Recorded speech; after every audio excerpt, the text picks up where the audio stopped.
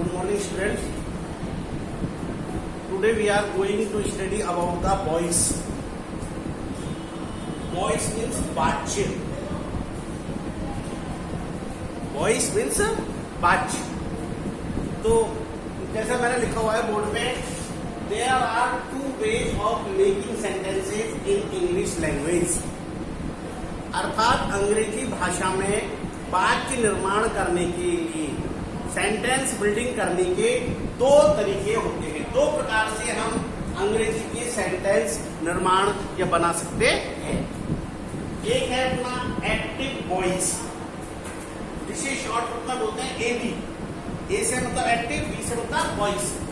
Active voice का मतलब होता है सक्रिय. एक्टिव, ये लड़का तो बड़ा एक्टिव है, बोलते ना अपना एक्टिव है, तो एक्टिव का मतलब होता है सक्रिय. दूसरी भाषा में अपन एक्टिव वॉइस का मतलब होता है कृतवाच्य. कृत यानी कर्ता, सब्जेक्ट को ज्यादा महत्व दिया जाता है. अर्थात सब्जेक्ट को ज्यादा महत्व दिया जाता है, यानी वो सेंटेंस जो सब्जेक्ट से शुरू होते हैं वो एक्टिव वॉइस कहलाते हैं. इस प्रकार के वाक्यों में बाकी की वर्ब यानी क्रिया को करने के लिए सब्जेक्ट का होना जरूरी होता है. एक्टिव वॉइस में बाकी की जो वर्ब होती है, क्रिया का मतलब काम. जैसा कि मैंने आपको बताया था सब्जेक्ट वर्ब एग्रीमेंट में, जिस वर्ब के हिंदी अर्थ के अंत में ना आता है, खाना पीना, रोना सोना, भागना दौड़ना, उछलना कूदना, तैरना, काटना पीटना, सोना उठना, जागना, देखना, पीना, ये सब वर्ब है. काम, तो उनके लिए अपन को बाकी की वर्ब को करने के लिए सब्जेक्ट का होना जरूरी होता है. और सबसे बड़ी पहचान क्या होती है ऐसे सेंटेंसों की? एक्टिव वॉइस की पहचान क्या होती है कि शुरू में सब्जेक्ट, उसके बाद मेन वर्ब और उसके बाद ऑब्जेक्ट. अगर किसी भी सेंटेंस के शुरू में सब्जेक्ट हो, he, she, it, name singular, I, we, you, they, कोई भी सिंगुलर नाउन, कोई भी प्लूरल नाउन, तो समझ जाओ वो एक्टिव वॉइस है. और इस एक्टिव वॉइस में 12 टेंसेस होते हैं. 4 प्रेजेंट के, 4 पास्ट के और 4 फ्यूचर के, 12 एक्टिव के. तो अब ये हुआ एक्टिव वॉइस. इसी तरह वाक्य निर्माण का दूसरा तरीका है अपने पास, उसे बोलते हैं अपन पैसिव वॉइस. शॉर्ट रूप में पीवी. पी से पैसिव, बी से वॉइस. पैसिव वॉइस, पैसिव का अर्थ होता है निष्क्रिय, यानी वाक्य की वर्ब को करने के लिए सब्जेक्ट का होना जरूरी होता है. इसमें सब्जेक्ट नहीं होता, सब्जेक्ट को निष्क्रिय कर देते हैं. वर्ब इसमें ये है सक्रिय. एक्टिव का मतलब सक्रिय, यानी बाकी की वर्ब को करने के लिए सब्जेक्ट का होना जरूरी है.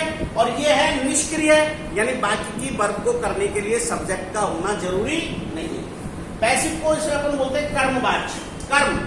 कर्म का मतलब कर्म को अपन इंग्लिश में बोलेंगे ऑब्जेक्ट को, अर्थात वाक्य में ऑब्जेक्ट को ज्यादा महत्व दिया जाता है.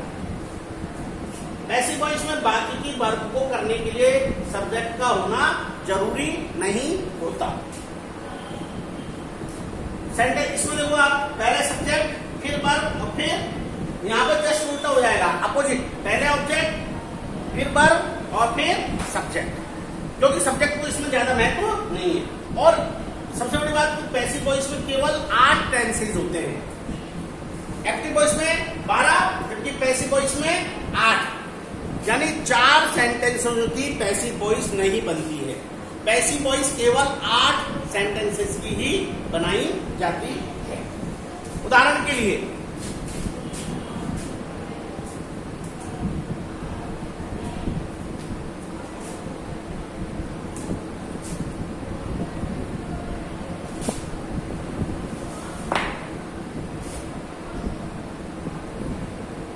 राम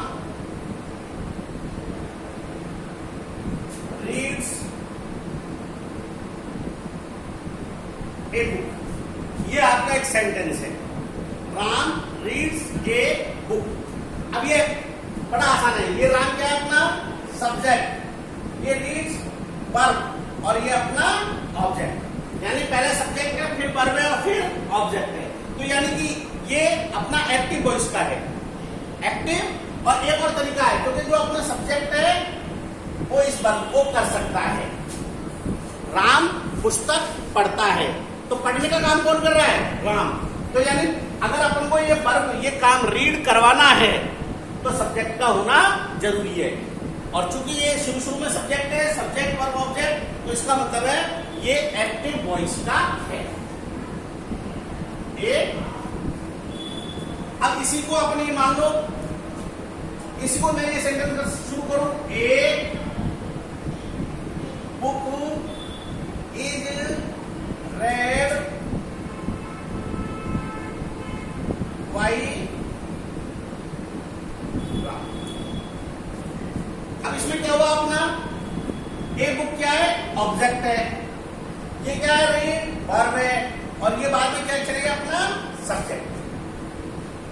ऑब्जेक्ट वर्ब सब्जेक्ट, ये हुआ पैसिव वॉइस, है ना। लेकिन इसकी एक पहचान और है, क्योंकि जो जिस सेंटेंस का सब्जेक्ट उस वाक्य की वर्ब को नहीं कर सकता, अपना नया सब्जेक्ट कौन है? A book. एक पुस्तक पढ़ने का काम नहीं कर सकती।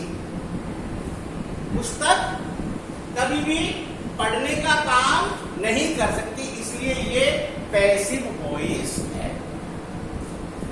एक्टिव वॉइस में जो अपना सब्जेक्ट है राम, वो इस पढ़ने की वर्ब को कर सकता है, इसलिए ये एक्टिव है, सक्रिय है। यानी क्रिया को करने के लिए सब्जेक्ट का होना जरूरी है। इसमें a book is read by Ram, इसमें सब्जेक्ट का होना जरूरी नहीं है, ऑब्जेक्ट से शुरू हो रहा है। अगर अपनी सेंटेंस को यहां भी, ये भी है, ए बुक इज रीड, एक पुस्तक पढ़ी जाती है, जरूरी नहीं है सब्जेक्ट का। ए बुक इज रेड, लेकिन अपन चूंकि इसको कोने में डाल दिया तो ये पैसिव वॉइस का। तो अब जैसा अपन ने पढ़ा वॉइस के बारे में, वॉइस दो प्रकार के होते हैं, एक एक्टिव वॉइस जिसका मतलब होता है कृतवाच्य, और दूसरा होता है पैसिव वॉइस जिसका मतलब होता है कर्मवाच्य। एक्टिव वॉइस में 12 सेंटेंसेस होते हैं, और जबकि पैसिव वॉइस में 8 टेंसेस होते हैं। एक्टिव वॉइस में सब्जेक्ट को ज्यादा महत्व दिया जाता है, और सेंटेंस की जो रचना है वो सब्जेक्ट वर्ब और ऑब्जेक्ट के ऑर्डर में होती है।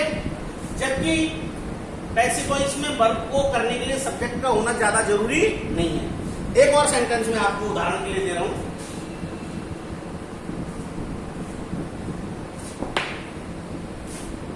I can play cricket.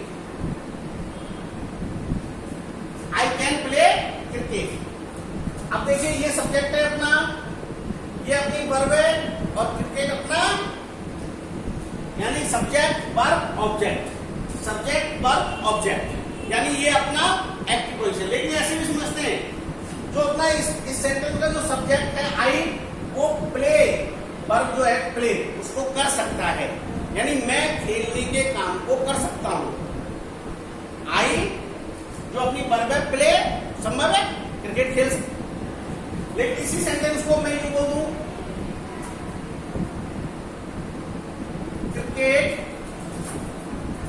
Can be played by me. ये अपना पैसिव वॉइस है। क्रिकेट, अब देखो इसका नया सब्जेक्ट अपना क्या है? क्रिकेट। ये जो क्रिकेट है वो खेलने के काम को कर नहीं सकती। क्रिकेट खुद खेलेगा, क्रिकेट कोई वो थोड़ी है, सब्जेक्ट थोड़ी है जो इस वर्ब को कर सकते हैं, खेलने के काम को कर सकती है। क्योंकि ये वाला सब्जेक्ट जो नया सेंटेंस है पैसिव वॉइस का सब्जेक्ट है, वो इस वर्ब को नहीं कर सकता, और इसलिए ये पैसिव वॉइस है। और वैसे भी अपना जो ऑब्जेक्ट है उसको अपन आगे लिया है, फिर अपनी वर्ब है, और फिर अपना ऑब्जेक्ट सब्जेक्ट वर्ब, ये अपना पैसिव वॉइस। अब कल अपन एक्टिव वॉइस से पैसिव वॉइस में बदलने के जो नियम है, मेन नियम, उनके बारे में पढ़ेंगे। Thank you.